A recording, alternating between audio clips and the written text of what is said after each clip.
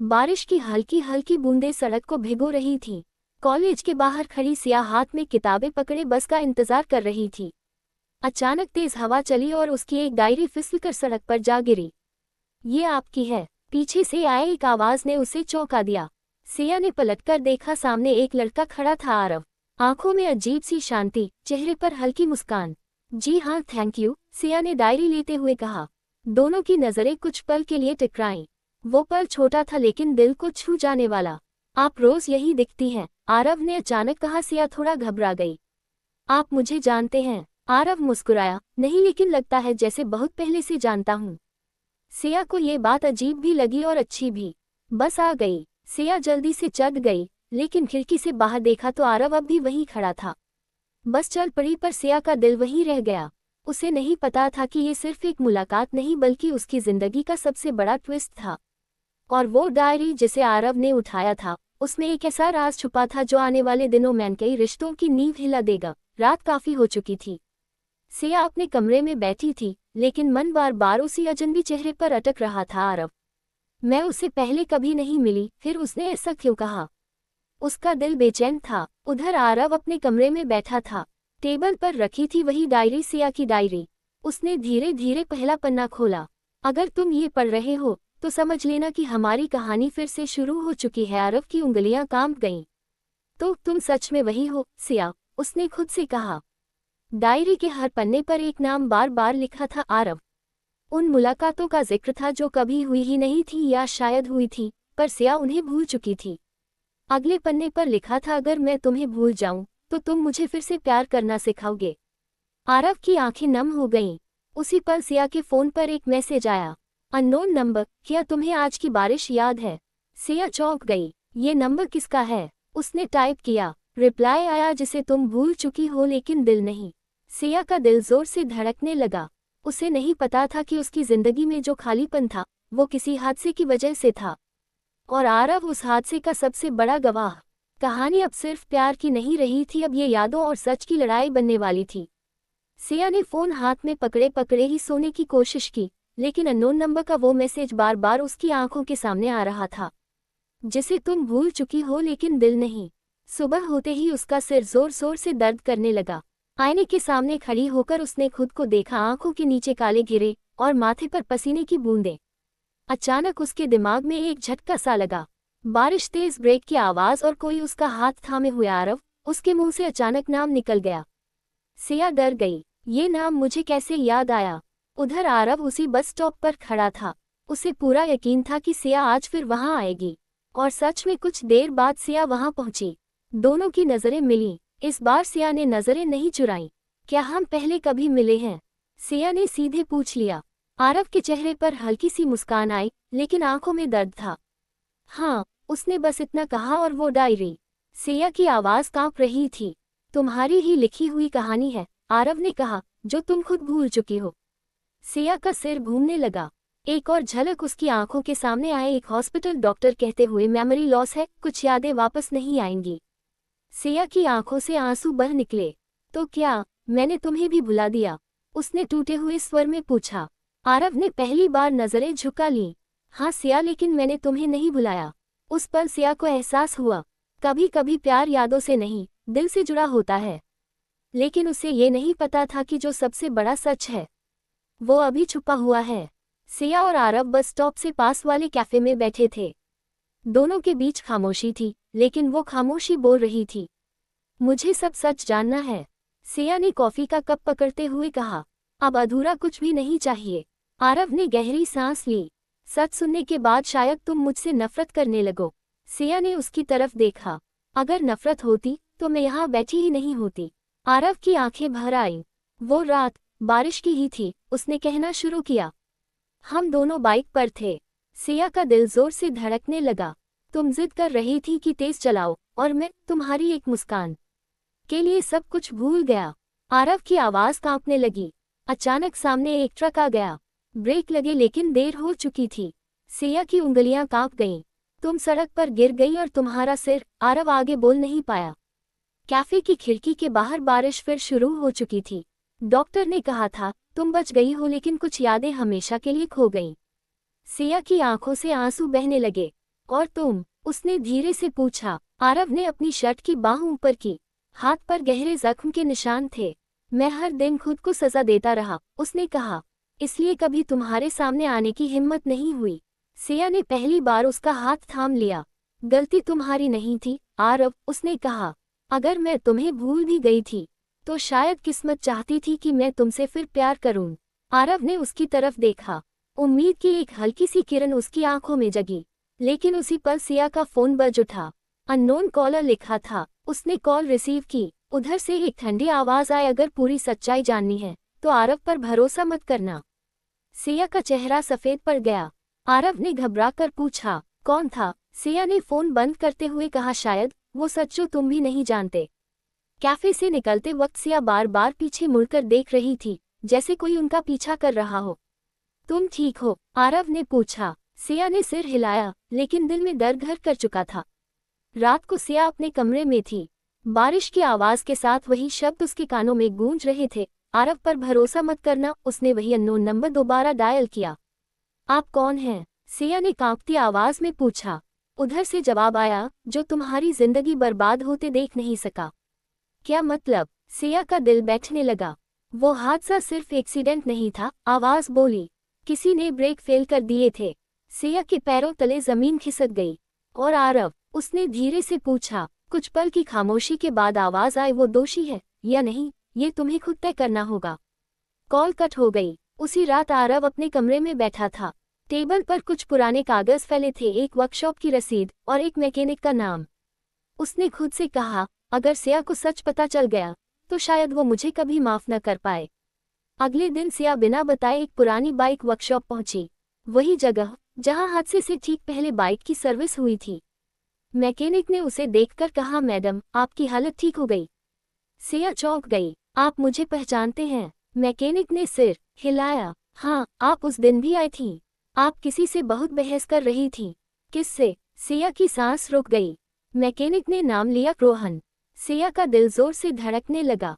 रोहन? वो मेरा? उसकी आवाज टूट गई। मैकेनिक बोला, आपका होने वाला पति। सिया की आंखों के सामने अंधेरा छा गया। आरव, रोहन और वो हादसा। अब कहानी सिर्फ प्यार और यादों की नहीं थी, अब ये धोखे और साजिश की कहानी बन चुकी थी। वर्कशॉप से निकलते ही सिया के हाथ कांप रहे थे। दिमाग में एक ही नाम गूंज रहा था, रोहन। मेरा होने वाला पति। उसके होठों से बुदबुदाहट निकली।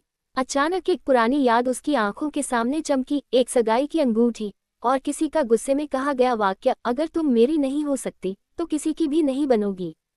सिया की सांसें तेज हो गईं। उधर आरव बेचैन था। उसने सिया को कई बार कॉल किया, लेकिन फोन बंद था। शाम को सिया सीधे आरव के घर पहुंची। दरवाजा खुलते ही उसने बिना भूमिका के कहा, रोहन कौन है? आरव का चेहरा पीला पड़ गया। तुम उससे मिली? उसने सवाल के जवाब में सवाल किया। तो तुम सब जानते थे? सिया की आंखों में आंसू थे, फिर भी मुझसे छुपाया। आरव ने भारी आवाज में कहा, क्योंकि मैं तुम्हें और दर्द नहीं देना चाहता था। या फिर खुद को बचाना चाहते थे? सिया ने तीखे स्वर में कहा। आरव चुप रहा। उसकी खामोशी ने सिया को तोड़ दिया। अगर वो हादसा रोहन की वजह से था तो तुमने पुलिस को सब क्यों नहीं बताया? सिया चिल्ला पड़ी। आरव ने पहली बार सच कबूला, क्योंकि उस बाइक की सर्विस मैंने करवाने को कहा था। सिया की आंखें फैल गईं। मतलब तुम भी इस हादसे के जिम्मेदार हो? आरव की आवाज टूट गई। मैंने कभी नहीं सोचा था कि कोई ब्रेक से छेड़छाड़ करेगा। सिया पीछे हट गई, जैसे आरव कोई अजनबी हो। मुझे कुछ समय चाहिए, उसने कहा। तुम्हारे सच से ज्यादा तुम्हारी खामोशी ने मुझे तोड़ा है। दरवाजा बंद हो गया। आरव फर्श पर बैठ गया। उसके हाथ में वही डायरी थी। उसने आखिरी पन्ना खोला। अगर एक दिन तुम मुझसे नफरत करने लगो तो समझ लेना सच सामने आ चुका है। उधर अंधेरे में खड़ा एक साया किसी को फोन कर रहा था। वो सब जान चुकी है, आवाज आई। अब अगला कदम उठाने का समय है। कहानी अब खतरनाक मोड़ पर थी। रात का सन्नाटा था। सिया अपने कमरे में बैठी थी, लेकिन नींद उसकी आंखों से कोसों दूर थी। अचानक दरवाजे की घंटी बजी। दिल जोर से धड़कने लगा। दरवाजा खोला तो सामने वही चेहरा था, रोहन। सूट में, आत्मविश्वास से भरा हुआ, जैसे कुछ हुआ ही ना हो। कैसी हो सिया? उसकी आवाज में बनावटी अपनापन था। सिया पीछे हट गई। तुम्हारी हिम्मत कैसे हुई यहाँ आने की? रोहन मुस्कुराया। हिम्मत? मैं तो अपना हक लेने आया हूँ। हक? सिया की आवाज कांप गई। तुम मेरी होने वाली पत्नी थी, रोहन ने ठंडे लहजे में कहा। और आरव, वो बस एक गलतफहमी था। सिया का खून खौल उठा। उस हादसे के पीछे तुम थे, है ना? रोहन की मुस्कान और गहरी हो गई। सबूत है, उसने तंज कसते हुए कहा। या फिर सिर्फ यादें, जो तुम्हें अब भी पूरी तरह लौटी नहीं है? उसी पल रोहन का फोन बजा। उसने कॉल उठाए। हाँ, काम हो गया, उसने किसी से कहा। आरव अकेला है। सिया का दिल बैठ गया। तुमने आरव के साथ क्या किया? वो चिल्लाए। रोहन ने दरवाजे की तरफ बढ़ते हुए कहा, कुछ नहीं, जो वो डिजर्व नहीं करता। दरवाजा बंद हो गया। सिया ने बिना देर किए आरव को कॉल किया। फोन स्विच ऑफ था। डर उसके पूरे वजूद में फैल गया। उधर शहर के बाहर एक सुनसान गोदाम में आरव बंधा हुआ बैठा था। उसके सामने रोहन खड़ा था। प्यार बहुत महंगा पड़ गया, आरव, रोहन ने कहा। अब सिया को चुनना होगा, तुम या उसकी जिंदगी की सच्चाई। आरव की आंखों में दर्द था, लेकिन डर नहीं। कहानी अब प्यार से आगे निकल चुकी थी, अब ये इंतकाम की लड़ाई थी। आरव अंधेरे गोदाम में कुर्सी से बंधा हुआ था। हाथों पर रस्सियों के निशान गहरे हो चुके थे, लेकिन उसकी आंखों में अब भी सिया की तस्वीर जिंदा थी। तुम जीत नहीं पाओगे, रोहन, आरव ने धीमे लेकिन मजबूत स्वर में कहा। सिया सच जान लेगी। रोहन हंसा। सच? सच वही होता है जो साबित किया जाए। उधर सिया कांपते हाथों से पुलिस स्टेशन पहुंची। दिल कह रहा था आरव मुसीबत में है। मुझे शिकायत दर्ज करानी है, उसने इंस्पेक्टर से कहा। मेरे एक्सीडेंट और किडनैपिंग दोनों की। इंस्पेक्टर ने फाइल देखते हुए पूछा, क्या आपके पास कोई सबूत है? सिया ने एक गहरी सांस ली। मेरे पास मेरी यादें हैं, और एक नाम, रोहन। उसी पल सिया का फोन बजा। Unknown number. अगर आरव को जिंदा देखना है तो अकेली आओ। लोकेशन भेज दी गई। इंस्पेक्टर ने सख्ती से कहा, आप अकेली नहीं जाएंगी। सिया ने दृढ़ स्वर में जवाब दिया, ये मेरी लड़ाई है। शहर के बाहर वही पुराना गोदाम। सिया अंदर दाखिल हुई। आरव, उसकी आवाज गूंजी। रोहन सामने आया। ब्रेव गर्ल, उसने ताली बजाते हुए कहा। देखो, प्यार इंसान से क्या क्या करवा देता है। आरव ने उसे देखकर सिर हिलाया, मत आओ, लेकिन सिया रुकने वाली नहीं थी। मुझे सब याद आ गया है, रोहन, सिया ने कहा। तुम्हारी धमकियां, तुम्हारा गुस्सा और वो ब्रेक फेल। रोहन का चेहरा सख्त हो गया। अगर तुम मेरी नहीं हो सकती, उसने चिल्लाकर कहा, तो कोई नहीं। उसने जेब से चाकू निकाला। उसी पल बाहर पुलिस सायरन की आवाज गूंजी। रोहन घबरा गया। सिया ने आगे बढ़कर आरव की रस्सियां खोल दी। रोहन भागने लगा, लेकिन कहानी अभी खत्म नहीं हुई थी। गोदाम के बाहर पुलिस की गाड़ियां रुक चुकी थीं। सायरन की आवाज हवा में गूंज रही थी। रोहन भागते हुए पीछे मुड़ा, लेकिन तभी एक पुलिसवाले ने उसे धर दबोचा। सब खत्म हो गया, रोहन, इंस्पेक्टर ने हथकड़ी लगाते हुए कहा। रोहन हंसा। खत्म? अभी तो बहुत कुछ बाकी है। सिया और आरव एक दूसरे को थामे खड़े थे। डर, राहत और प्यार, तीनों भाव एक साथ उनकी आंखों में थे। पुलिस स्टेशन में पूछताछ शुरू हुई। मैकेनिक को बुलाया गया। सीसीटीवी फुटेज सामने आई। वीडियो में साफ दिख रहा था रोहन बाइक के ब्रेक के पास छेड़छाड़ करता हुआ। रोहन की हंसी गायब हो चुकी थी। मैं बस उसे डराना चाहता था, उसने बौखलाकर कहा। मुझे नहीं पता था कि एक्सीडेंट इतना बड़ा हो जाएगा। सिया की आंखों से आंसू बहने लगे। तुम्हारी जिद ने मेरी जिंदगी छीन ली, उसने कहा। यादें, भरोसा, सब कुछ। आरव ने आगे बढ़कर कहा, और प्यार भी। रोहन ने आखिरी बार सिया को देखा। उसकी आंखों में पछतावा नहीं, सिर्फ हार थी। कुछ दिनों बाद सिया अस्पताल के कमरे में बैठी थी। डॉक्टर मुस्कुराते हुए बोले, आपकी यादें धीरे धीरे वापस आ रही हैं, लेकिन अब आप पहले से ज्यादा मजबूत हैं। सिया ने आरव की तरफ देखा। शायद हादसे ने मुझे तोड़ा, उसने कहा, लेकिन उसी ने मुझे सच भी दिखा दिया। आरव ने उसका हाथ थाम लिया। अब कोई परछाई हमारे बीच नहीं आएगी, उसने कहा। लेकिन बाहर जेल की सलाखों के पीछे रोहन किसी से फोन पर बात कर रहा था। सब खत्म नहीं हुआ, उसने फुसफुसा कर कहा। खेल अभी बाकी है। कहानी अभी आखिरी मोड़ से दूर थी। जेल की सलाखों के पीछे बैठा रोहन अंधेरे में किसी से फुसफुसा कर बात कर रहा था। मुझे बाहर निकालो, उसने कहा। सिया को अभी सब कुछ याद नहीं आया है, और यही मेरा मौका है। उधर सिया अस्पताल के बगीचे में टहल रही थी। हवा ठंडी थी, और पेड़ों की सरसराहट उसके मन को सुकून दे रही थी। अचानक उसकी नज़र एक छोटी सी बच्ची पर पड़ी, जो लाल गुब्बारा पकड़े हंस रही थी।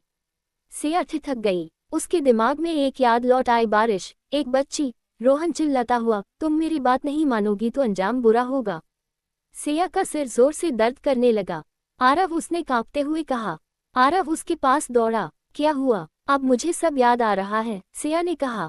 वो हादसा संयोग नहीं था, रोहन उस रात मुझे धमकी दे रहा था। आरव की आंखों में गुस्सा भर गया। हमें ये सब पुलिस को बताना होगा, उसने कहा। लेकिन उसी रात सिया के कमरे के बाहर एक साया खड़ा था। दरवाजे के नीचे से एक लिफाफा सरकाया गया।